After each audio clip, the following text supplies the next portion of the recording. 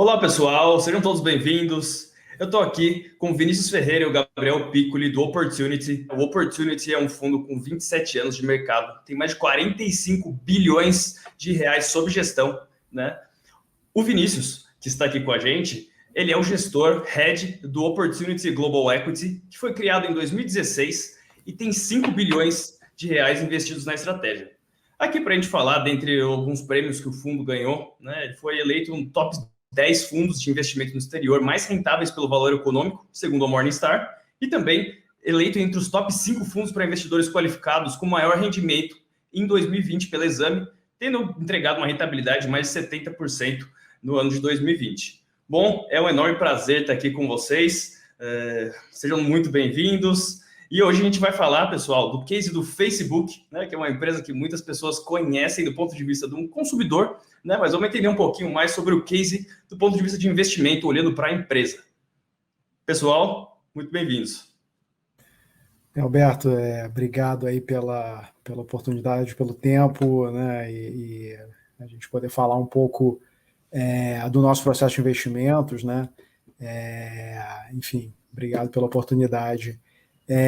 Assim, acho que, né, começando primeiro me apresentando, né, enfim, falando um pouco do trabalho que a gente faz no Opportunity, né, como você falou, sou gestor da estratégia Global Equities, né, eu e o Gabriel e mais 4 analistas, né, a gente é responsável por gerir, né, o Opportunity Global Equity, que tem uma versão tanto em dólares quanto em reais, né, redeada. E assim, o objetivo dos fundos é gerar retorno absoluto, né, através de investimento em ações em mercados envolvidos, né.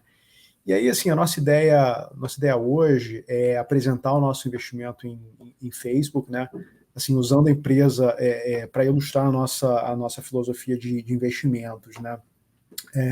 Então, assim, o que a gente planejou, né, assim, eu vou começar falando um pouco da empresa, ligando com o nosso processo, e depois o Gabriel vai falar um pouco mais, né, no detalhe, assim, dos fatores chaves de investimento, e aí no final acho que a gente pode abrir para perguntas, né, enfim, tentar endereçar qualquer dúvida que tenha surgido, né. Então, assim, né, o que é o negócio do Facebook, né? A gente pode pensar no Facebook como uma rede de conteúdo, né, que conecta tanto usuários a produtores de conteúdo, né, que na maioria das vezes, né, são os próprios usuários, né, que postam ali sobre o seu dia a dia, né, sobre a sua vida, etc., né. E a principal avenida de monetização da empresa são os anúncios que ela mostra para os usuários e que são vendidos para anunciantes através de um leilão eletrônico, né. E como todo mundo conhece, né, assim, as principais propriedades da empresa hoje são o app do próprio Facebook, né, o Facebook original, o Instagram e o WhatsApp, né. E assim, a nossa filosofia de investimentos, né, ela consiste em achar empresas de qualidade, né, onde tanto a gente vê essa qualidade inerente ao business, mas também a gente tem algum tipo de percepção variante em relação à opinião do mercado, né. Então, assim, na nossa opinião, né, e baseado na nossa análise, né, o Facebook ele é um ativo de altíssima qualidade, que negocia, né, num valuation barato, porque o mercado ele superestima alguns riscos e é um ativo que ainda tem opcionalidades à medida que a empresa ela passa por uma mudança no modelo de negócio, né? E o Gabriel vai entrar um pouco mais nesses tópicos específicos. Eu vou endereçar um pouco mais esse ponto da qualidade, né? Então, começando pela qualidade, como é que a gente define, né, o que é uma empresa muito boa, na nossa opinião, né, e que vai compor valor ao longo do tempo, né? A gente busca empresas que estão surfando algum tipo de onda de crescimento estrutural, né, porque esse é um crescimento que ele é muito previsível. A gente busca empresas que são defendidas por barreiras de entrada, né, que tem um management que é capaz e muito alinhado, né. Então, esses são os principais fatores de qualidade, né. E no caso do Facebook, né, o crescimento estrutural da empresa, né, vem do fato que as pessoas têm gasto cada vez mais tempo online, né, fazendo mais atividades nesse meio digital, né, como compras, entretenimento, né, comunicação entre pessoas, né, e à medida que essas atividades, né, o tempo das pessoas migra para o meio online, os anunciantes eles passam a investir também cada vez mais dos seus orçamentos nesse novo meio, né? Então tem essa migração de budget, mas o que é mais interessante, né, e é uma jornada em que a gente ainda está nesse caminho, né, é que a granularidade do marketing online, né, e a maneira como os anúncios são comprados pelos anunciantes, né, no meio digital, isso permitiu com que houvesse um enorme aumento no mercado endereçável de anunciantes, né? Assim, no passado, os anúncios eles eram vendidos por uma força de vendas que entrava em contato direto com um anunciante grande, né, como Coca-Cola, Procter Gamble, né, e etc. Né, e assim, a empresa ela só conseguia comprar um anúncio que era mostrado o mesmo anúncio que era mostrado para um número enorme de telespectadores, por exemplo, né, ou de pessoas, né? Já hoje em dia, né, os anunciantes eles compram os anúncios usando uma ferramenta online, né, então é um modelo que a gente chama de self-serve, e esses anúncios eles podem ser destinados assim, a uma pequena quantidade de espectadores. Né? Então, com isso, se torna viável com que, mesmo assim, um anunciante pequeno, né, como, por exemplo, sei lá, uma padaria, um salão de cabelo, consigam fazer anúncios. Né? Então, você expande muito esse mercado endereçável, né, de anúncios e por isso, né, todo o potencial de crescimento. Né?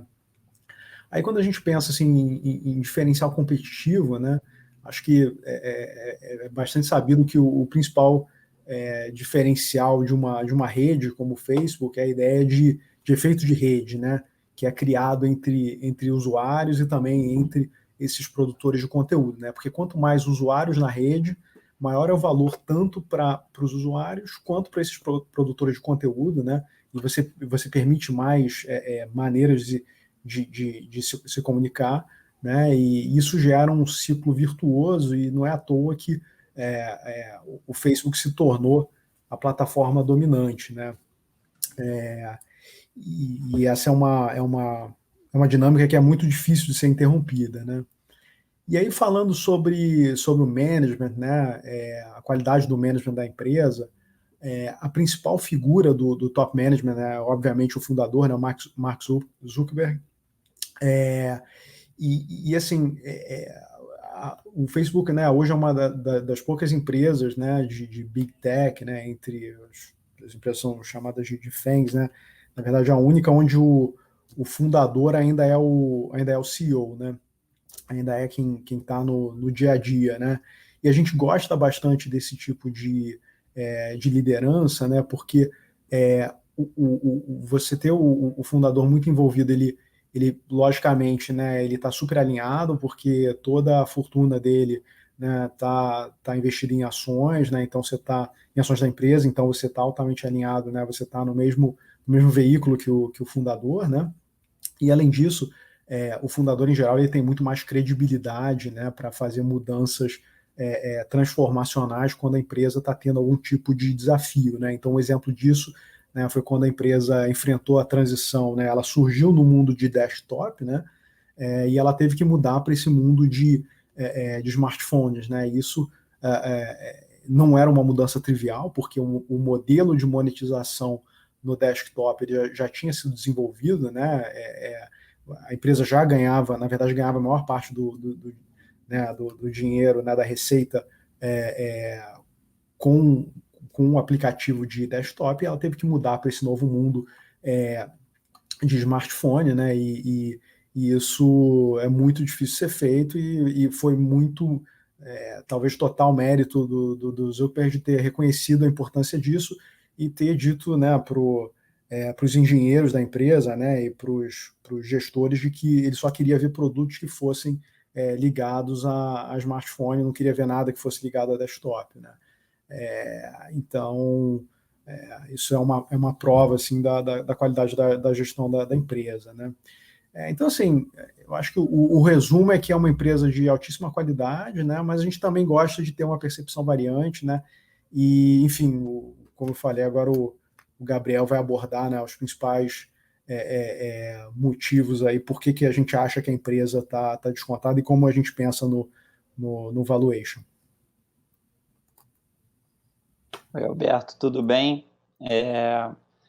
Então, pegando o gancho aqui no ponto do Vinícius e também falando sobre o nosso processo de investimento, acho que um ponto mega relevante é entender assim, por que a empresa está barata, quais são os debates e a nossa visão sobre eles. Então, não é simplesmente está barata e a gente não entende o que está acontecendo. Então, o Facebook hoje, como o Vinícius falou, assim, um posicionamento competitivo muito forte, avenida de crescimento, e negociando a 23 vezes lucro, apesar de um crescimento que a gente enxerga aí acima de 20% para os próximos anos. Assim, por que essa empresa está tão descontada assim? E, assim, esse 23 vezes lucro ainda tem seus poréns, assim, a empresa investe mais de 5 bilhões de dólares ao ano em iniciativas non-core, como, por exemplo, a parte de dispositivos para realidade virtual, o WhatsApp, por exemplo, e outros ativos da empresa que são gigantes e têm muito valor, mas que não geram receita significativa hoje, e até a posição de caixa líquido da empresa. Assim, esse 23 ele é bem mais baixo, dependendo da forma que você quiser olhar. Então, assim, a gente vê as 4 pontos principais que são bastante debatidos. O primeiro deles, desde que a gente começou a investir na empresa em 2016, sempre foi assim, uma preocupação do mercado. Pô, hoje o Facebook gera seus 100 bilhões de receita, como é que essa empresa vai continuar crescendo como crescia no passado, dado o tamanho dela hoje? E assim, um dos nossos confortos com o investimento é que os drivers de crescimento que a gente vê no passado e que fez a empresa crescer tanto, estão mais vivos do que nunca na nossa percepção. O primeiro deles, acho que um dos grandes motores, né, como o Vinícius tinha falado, a propaganda online, ela tem um feedback do usuário, né? Você sabe exatamente qual que foi o retorno da sua propaganda, e isso é extremamente importante, não só para o usuário, para o anunciante saber que ele está gerando valor com aquele investimento, mas também para atualizar os parâmetros de campanha dele ao longo do tempo. Então, se você sabe que anúncios para mulheres em determinada região, por exemplo, não está dando tão certo e para homens é melhor, você vai e ajusta, e a plataforma e o ecossistema como um todo ficam mais rentáveis. E assim, o Facebook ele construiu uma ferramenta muito poderosa com a escala dele e com esses dados que podem ser capturados. Então, se a gente pensar no passado, né, como a propaganda, até no próprio Facebook, 2012, 2013, as pessoas iam lá, eu quero pagar 10 dólares por 1.000 impressões. É assim que a propaganda sempre foi comprada na televisão, e no início assim que a propaganda também era comprada no Facebook e qualquer canal digital que comece a monetizar. Hoje, o Facebook ele construiu um mecanismo que funciona assim de uma forma muito eficiente. Você, como, por exemplo, pegar o exemplo da padaria. A padaria não consegue investir num time de marketing, mas o Facebook hoje em dia é a própria agência de marketing para essa padaria. Por quê? Você chega lá e quer conseguir mais venda, né? Então você chega para o Facebook e fala, olha, Facebook, eu quero pagar, tenha uma determinada ideia de como é que é a margem da sua empresa, eu quero pagar $1, $2 por mais vendas na sua plataforma. E o próprio Facebook que vai otimizar os parâmetros da campanha para você. Então, ao invés de você definir qual que é o seu público-alvo mais rentável, o Facebook ele vai criar diversas mini campanhas. Então, campanhas para homens com 20 anos, mulheres com determinado tipo de interesse. E a escala da empresa é muito poderosa, porque essas mini campanhas conseguem atingir muitos usuários de uma vez só, e o Facebook rapidamente já tem uma visão de qual que é o tipo de campanha mais rentável. Então, assim, um trabalho que um humano não conseguiria fazer, que é definir quais são as propagandas mais rentáveis.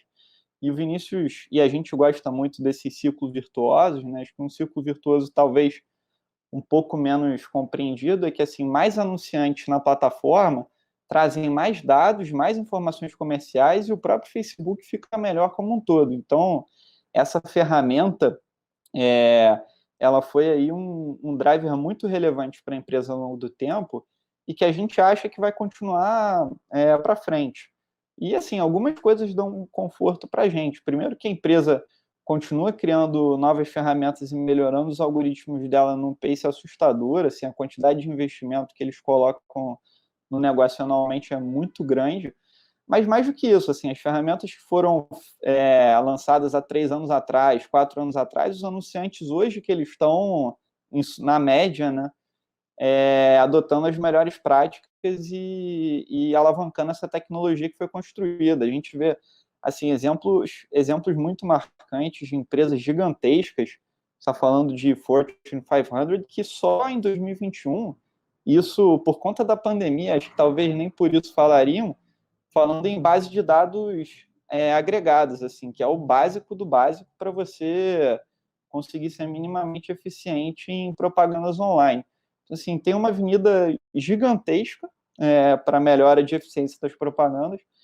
E, assim, a outra pergunta que a gente sempre se faz, né, a gente pensando de uma forma micro, mas se a gente pensar de uma forma macro, de onde estão vindo esses orçamentos, né? Qual que é o TAM da empresa? Então, se a gente pensar de uma forma um pouco mais estreita, a indústria de televisão é uma indústria de 160 bilhões de dólares globalmente. A indústria de propaganda para celular, se você tirar a parte de busca, que é um bicho diferente, é menor do que isso ainda, apesar de agregar o mesmo tempo de audiência. Então, assim, só por isso você já deveria ver claramente que há espaço, né? E televisão, com a pandemia, então, ela tá indo para o buraco, assim, vai doar muito orçamento para marketing digital.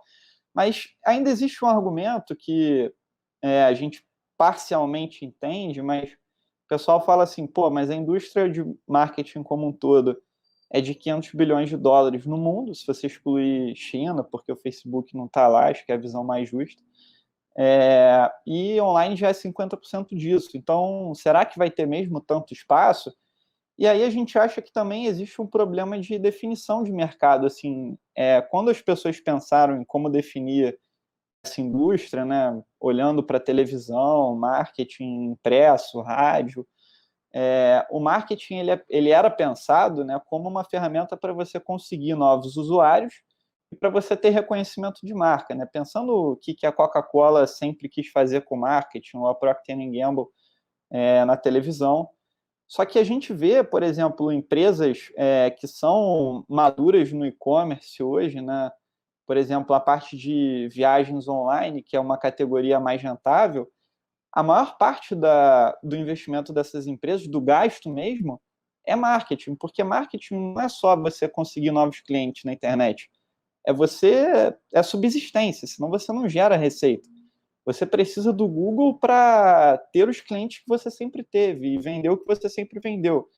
Então, assim, a razão de ser, né, da propaganda na internet ela é muito mais ampla. E a gente vê que as marcas, quando migram para a internet, o que era antigamente definido como marketing, né, o orçamento de marketing passa a ser 4 vezes maior.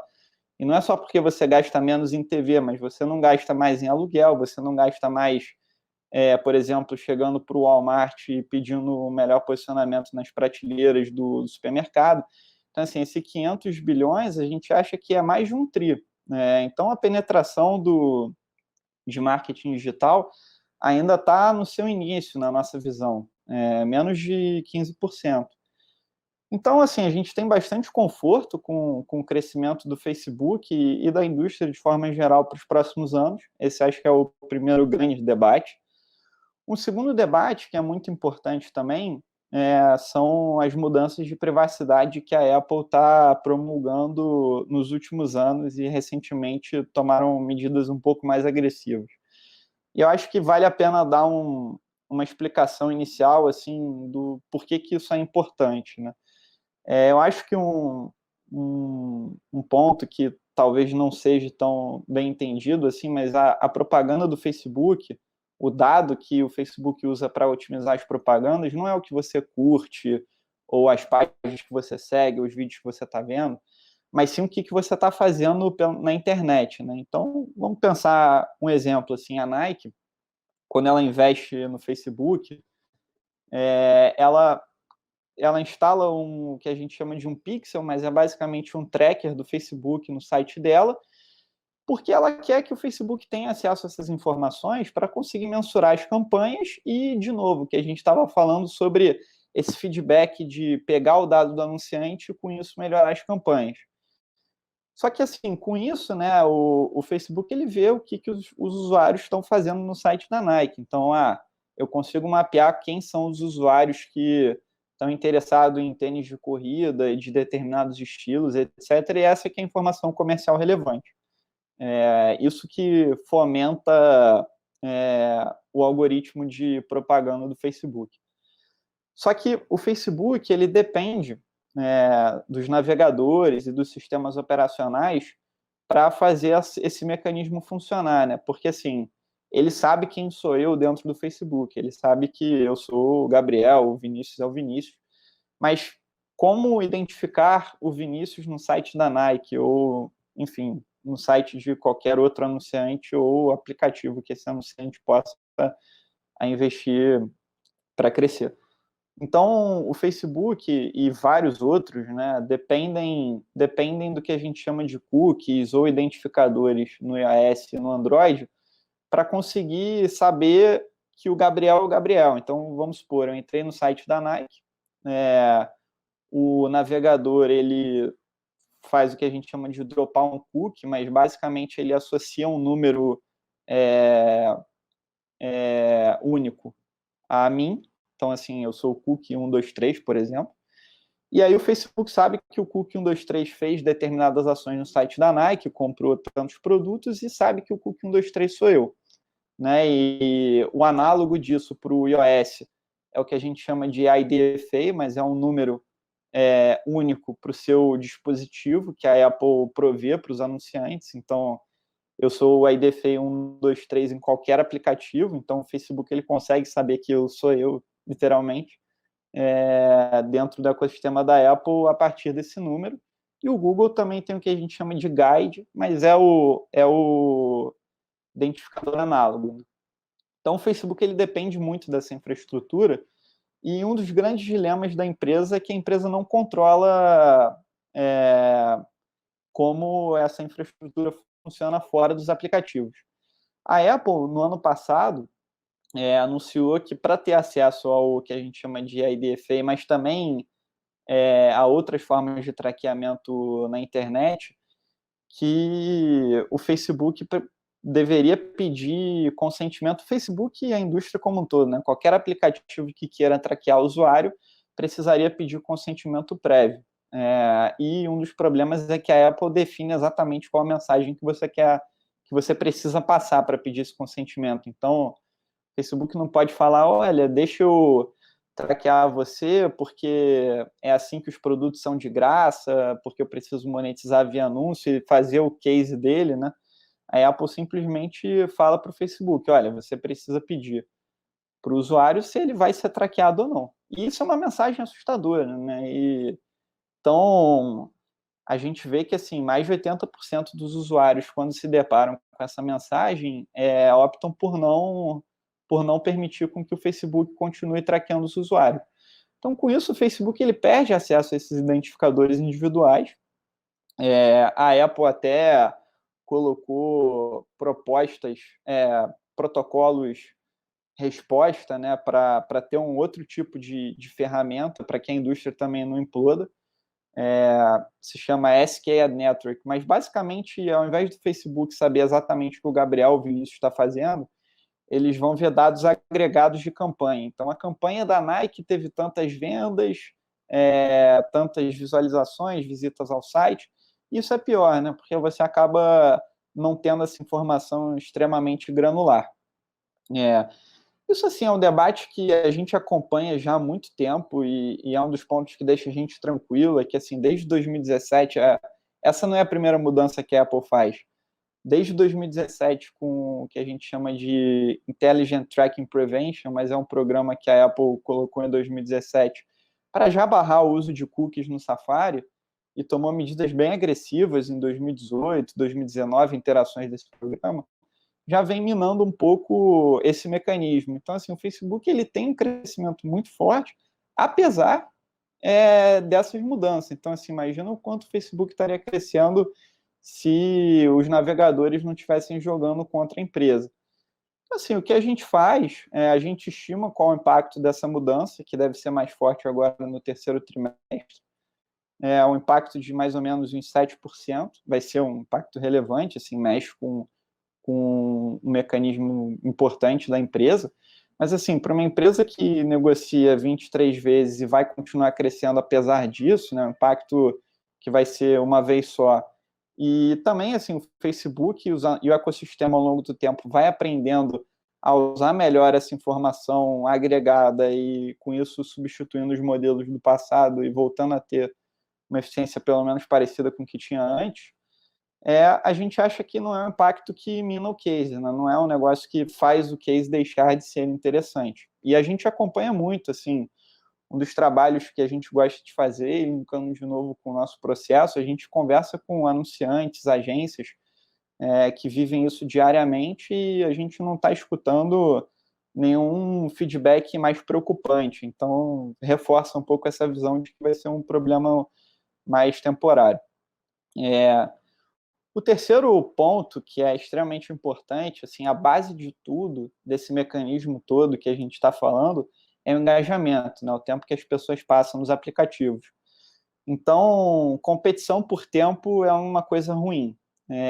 E recentemente, ou não tão recentemente assim, mas em 2019, 2020, o TikTok é um aplicativo que surgiu e que, assim, hoje em dia agrega quase tanto tempo de uso que o Facebook tem nos Estados Unidos e, inclusive, até no Brasil e em outras geografias fora da China, que foi um aplicativo que é controlado por uma empresa chinesa e o mecanismo, o algoritmo, etc., foi desenvolvido por eles. Mas mesmo fora de lá, já tem um tempo de audiência comparável com o Facebook crescendo muito. Então, assim, virou um fenômeno.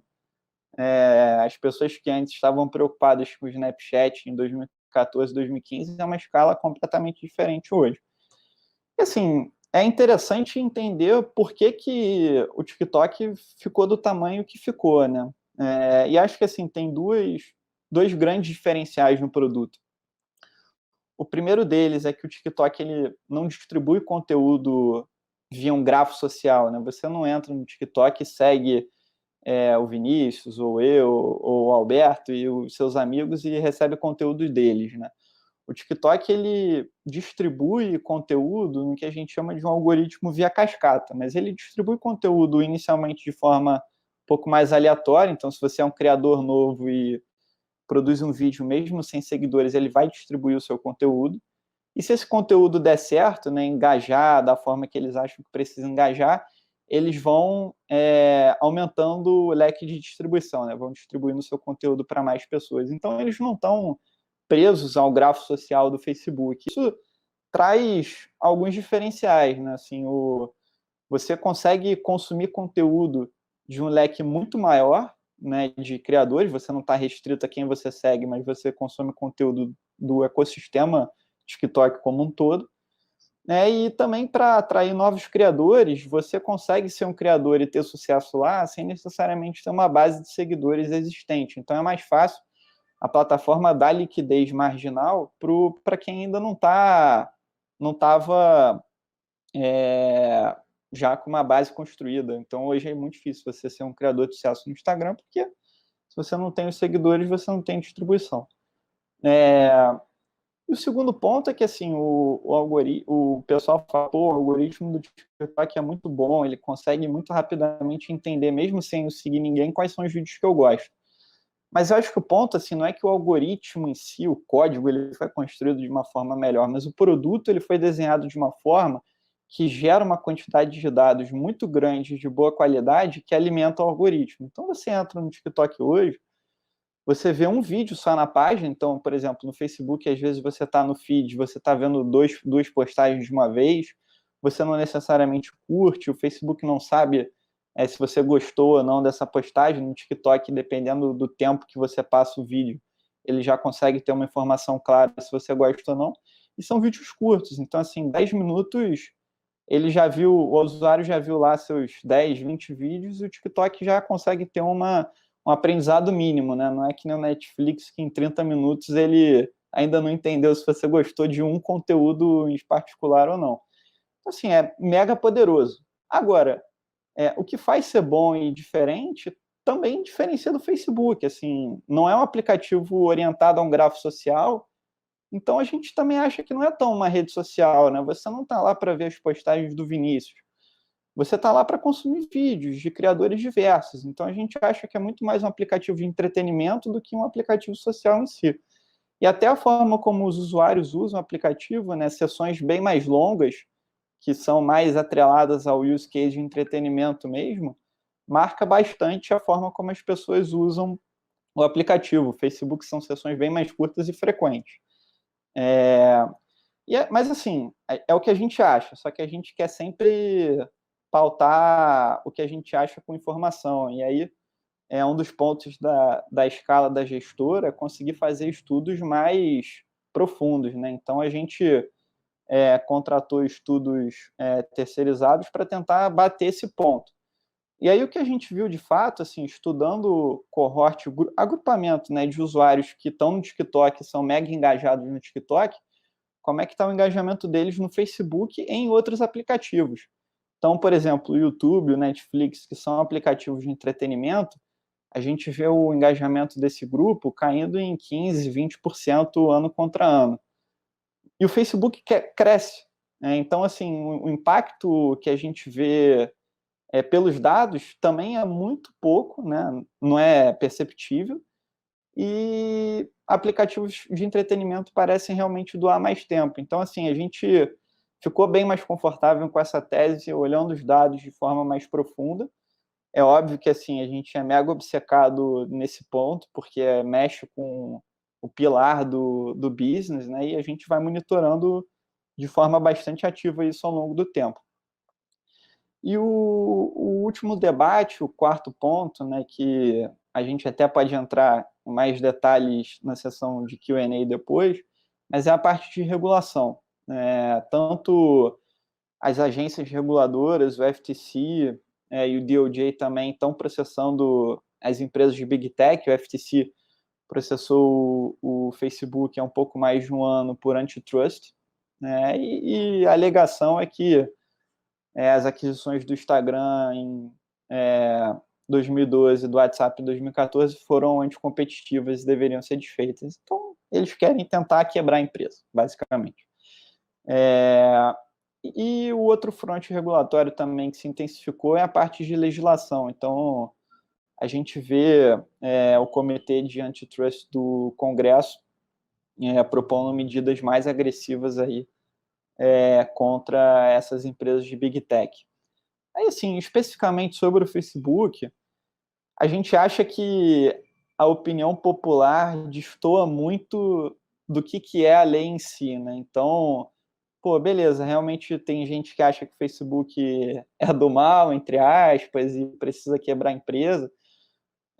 Mas quando a gente vê o caso do governo, né, e também conversando muito com o pessoal que trabalhou nessas agências no passado, advogados, etc., a interpretação é que é muito difícil você precisa provar que o Facebook é um monopólio para quebrar a empresa, para agir com base na lei. E é muito difícil fazer isso. Por quê?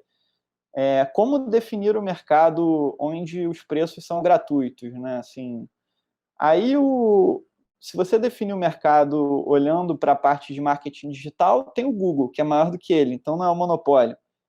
Se você olhar para os usuários, o TikTok já tem tempo de atenção equivalente, o YouTube também tem mais tempo de atenção que o Facebook. Então, a forma que o governo está tentando provar, entre aspas, né, que o Facebook é um monopólio, é tentar definir o mercado de uma forma muito restrita que mostre que o Facebook tem muito market share. Só que, assim, acaba que não tem muito embasamento, e se você restringe demais o mercado, por exemplo, o governo falou que aplicativos de mensagem não fazem parte do mercado, da definição de mercado. Então, o WhatsApp não é um competidor. Então, a aquisição não foi anticompetitiva. Por que você quer desfazer? Então, você acaba chegando numa série de incoerências. É muito difícil. Esse é o ponto. E, além disso, você ainda tem que provar que as aquisições foram ruins para o consumidor, porque ter um monopólio nos Estados Unidos não é pecado. Então, assim, como provar isso, né? Os produtos são de graça e melhoraram ao longo do tempo. Onde é que o consumidor perdeu aí? E sem falar que, do ponto de vista dos anunciantes, as aquisições trouxeram muitas sinergias, porque você ter a mesma infraestrutura de anúncios para as duas plataformas, né, tanto o Instagram quanto o Facebook, trazem muita escala para o anunciante e eficiências, né? Até do ponto de vista de custo para a empresa mesmo. Assim, é muito difícil. A parte de legislação, aí realmente depende um pouco mais da opinião dos políticos, né? Então tem um pouco mais de risco, do nosso ponto de vista. Mas a gente vê também que assim, você precisa da maioria de 2/3 do Senado para aprovar medidas, né? E então você precisa dos republicanos, porque na última eleição os democratas ganharam com uma margem muito apertada. E a gente não vê nenhuma vontade, sim, tem alguma, mas muito pouca vontade dos republicanos em apoiar essas medidas mais agressivas. Então também acaba que fica muito difícil no Congresso, e mesmo se o Congresso passar essas medidas, né, o que impactaria mais o Facebook é que eles querem forçar a interoperabilidade, então isso poderia machucar um pouco os efeitos de rede que o Vinícius citou no início, né?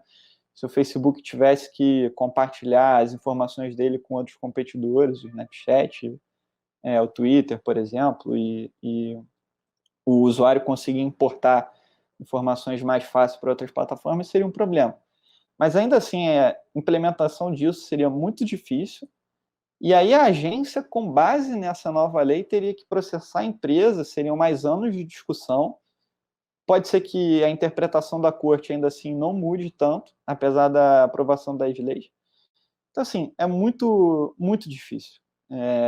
Então, a gente também fica bastante confortável assim, com esse risco no fronte regulatório.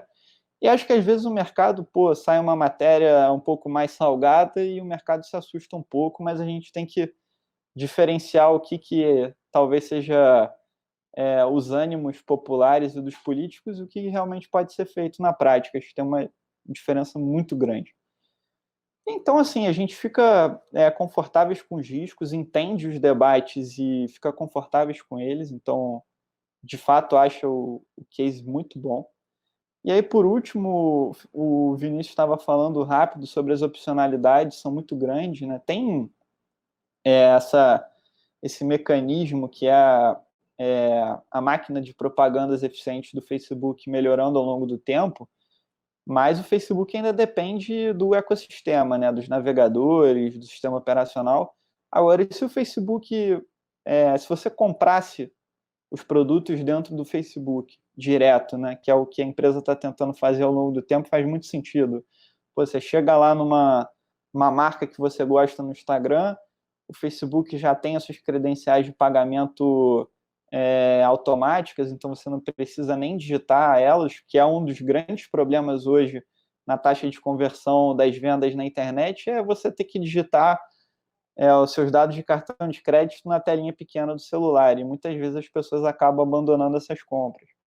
Então, assim, isso traz uma série de eficiências para a propaganda, né? Só um exemplo, assim, mas as propagandas na internet, de forma geral, no celular, elas convertem venda a 50% do que as propagandas no desktop convertem, né? Então, assim, se você conseguir melhorar a eficiência das vendas no celular, seria muito grande o impacto.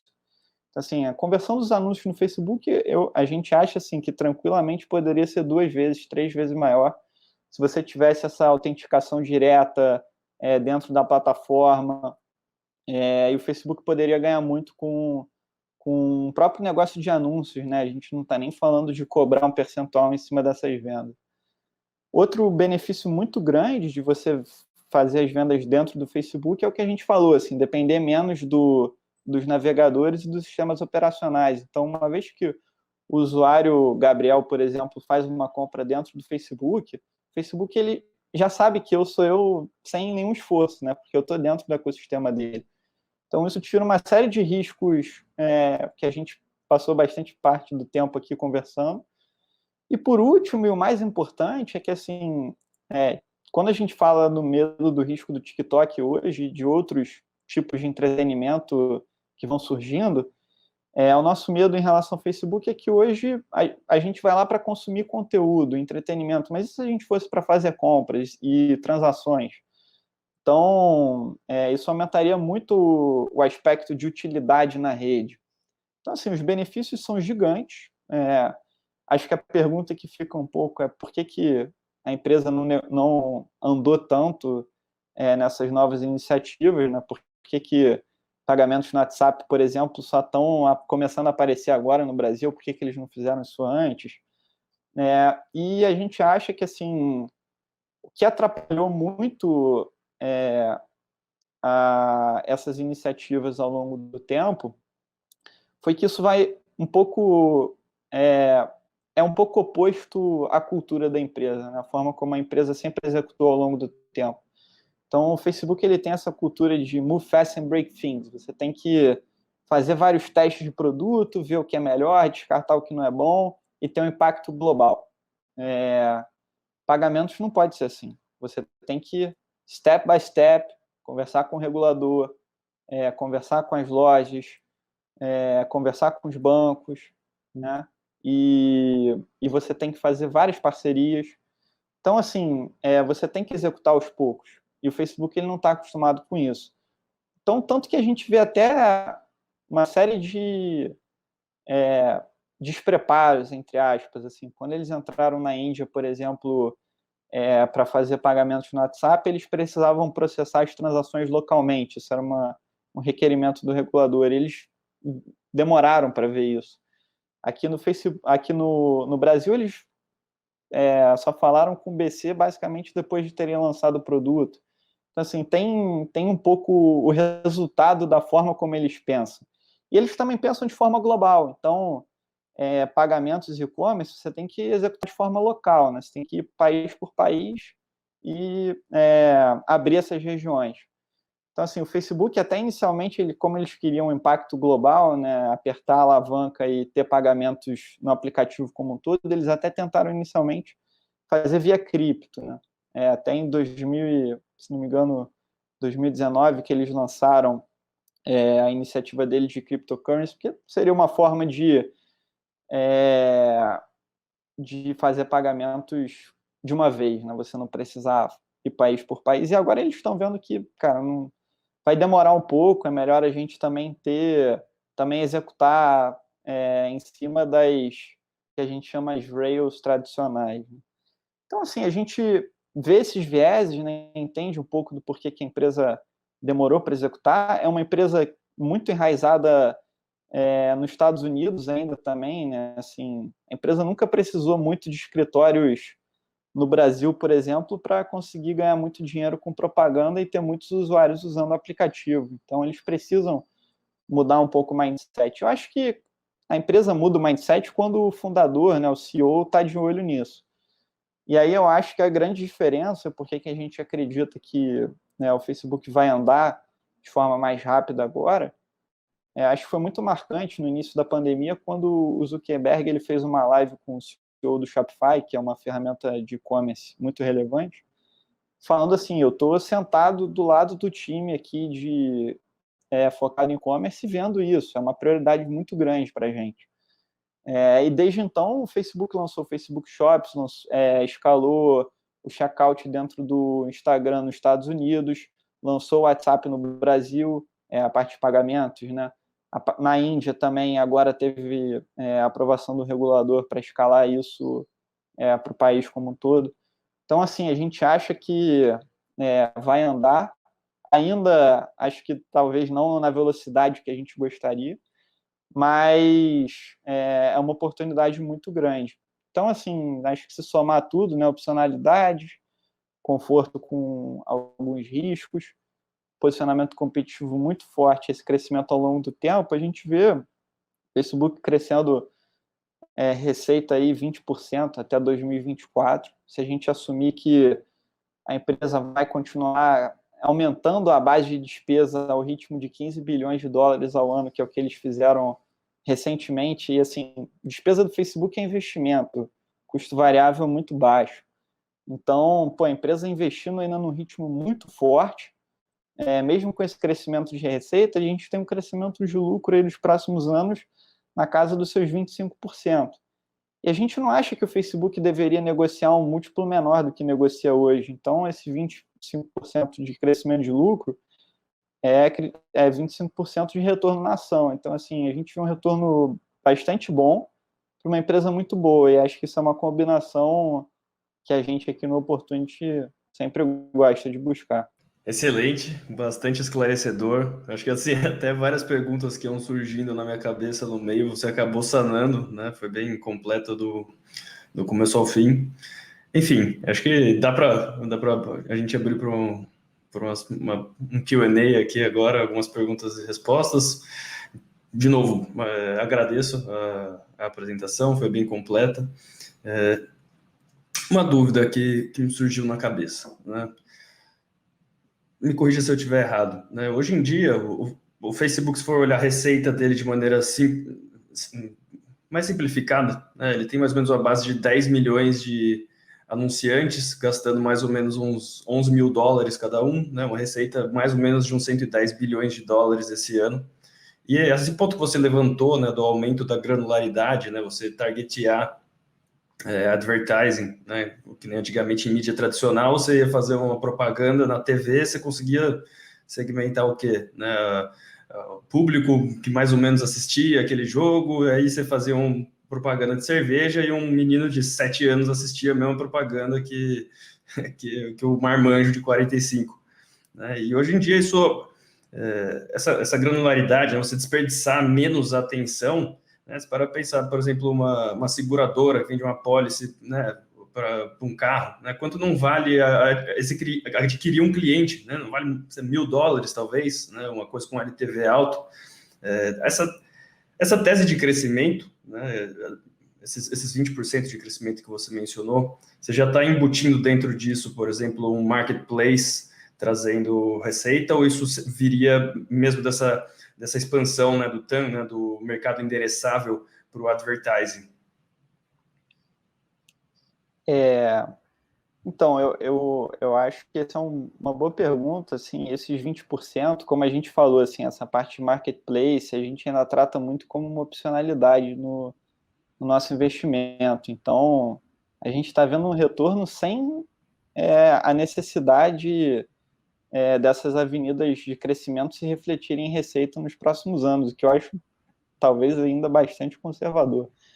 Né? Isso é realmente olhando assim, esse 20%, até para ser um pouco mais específico, isso é pensando assim, quanto que a empresa adicionou de receita em termos nominais, né, dólares, nos últimos anos, e pensar que a empresa vai crescer num ritmo nominal um pouco mais alto, porque o mercado endereçável, né, com o Covid, né, você pensar assim, essas várias marcas, essas pequenas empresas estão todas indo para a internet agora, né? Por exemplo, o Shopify, que é uma ferramenta que as marcas usam muito para criar presença online, né, e depois investir no Facebook.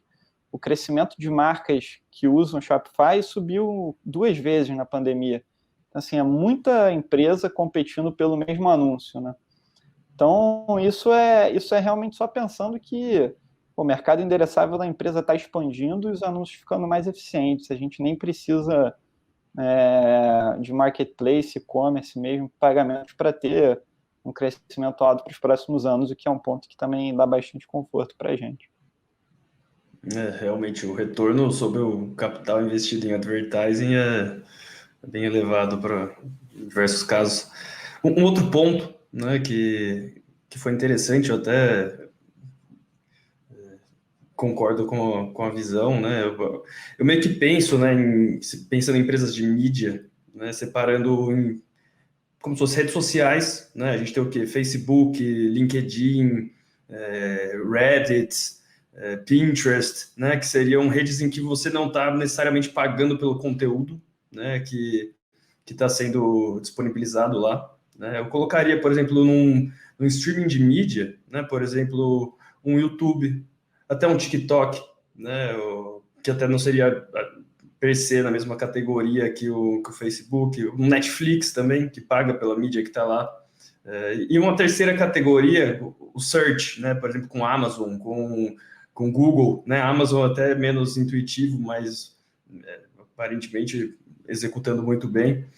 Do ponto de vista de competição, né, o Facebook, né, se você para olhar para o Instagram, eles já têm a lupinha lá, né, Marketplace, eles estão entrando também, né, eles pensaram em monetizar também, pagar, né, ter o revenue sharing, por exemplo, em Reels, né, do ponto de vista de competição, como que você pensa com essas outras empresas e talvez alguma ideia de super app, talvez, alguma coisa assim, outras funcionalidades, né, para o próprio Instagram, né, a gente falou do Marketplace, não sei, sim, mas especulando aqui também. Acho que até fazendo uma introdução, assim, eu acho que, né, como você falou, acho que o grande diferencial do Facebook é o fato de que só ele tem acesso a esse conteúdo social, né? Então as pessoas estão produzindo conteúdo, né, próprio, né, e de amigos, e você vai lá para se informar, né, e saber o que está acontecendo, né, com as pessoas que são próximas, né, e o que é muito interessante desse tipo de conteúdo é que você não precisa pagar por esse conteúdo, né? Então acho que isso é uma grande força da empresa e a gente vê como um grande diferencial competitivo. Acho que uma coisa que a gente tem que acompanhar ao longo do tempo é o quanto do tempo de atenção está mudando, né, para influenciadores, para coisas mais profissionalizadas, onde eu acho que o Facebook acaba tendo menos diferencial competitivo. Então acho que é uma tendência que a gente tem que acompanhar ao longo do tempo, mas pelo que a gente vê de métricas, né, tudo parece bastante saudável, né, em termos de engajamento, né. E aí, falando sobre essa parte de super apps, acho que é uma coisa que a gente, né, você adicionar novas funcionalidades é uma coisa, né, que o Gabriel estava mencionando, a gente acompanha bastante, a gente já viu isso em outros mercados, né, principalmente, né, Sudeste Asiático, China, né. Eu acho que talvez a diferença que a gente veja no mercado americano é que esse foi já é um mercado mais desenvolvido, onde você tem players ocupando nichos específicos, né? Você já tem uma infraestrutura de pagamentos, de e-commerce, né? Já tem players ocupando esses espaços, então fica mais difícil, né, para o Facebook entrar ter a mesma presença e atuar em áreas como, por exemplo, né, o WeChat, né, na China, né? Então acho que tem uma certa diferença na maneira como esse ecossistema se desenvolveu, mas sem dúvida é uma coisa que a gente acompanha e que pode ser trazer uma grande mudança assim, para como as pessoas pensam no Facebook, porque aumenta muito a durabilidade né, da barreira de entrada, assim, a utilidade da plataforma, né? A pessoa está indo lá não só para se divertir, mas para fazer diversas funções, né? Então o engajamento aumenta e é mais difícil da pessoa parar de usar aquilo. Perfeito. Outra pergunta, né? Assim, talvez o maior risco, né, para a empresa, né, a gente vê que, sei lá, o Mark Zuckerberg até fala em conference call que a cada 15 anos você meio que vê uma mudança na plataforma, né, mainframe, computador, mobile, né? Eles fizeram com sucesso, né, essa transição de desktop, né, para mobile, né? Eles até tiveram que incrementar o ecossistema, né, só do Facebook Blue mesmo, com o Instagram, com o WhatsApp, né? E eles já investem, né, bilhões anualmente, por exemplo, no óculos, né, nessa parte de realidade virtual e tudo mais.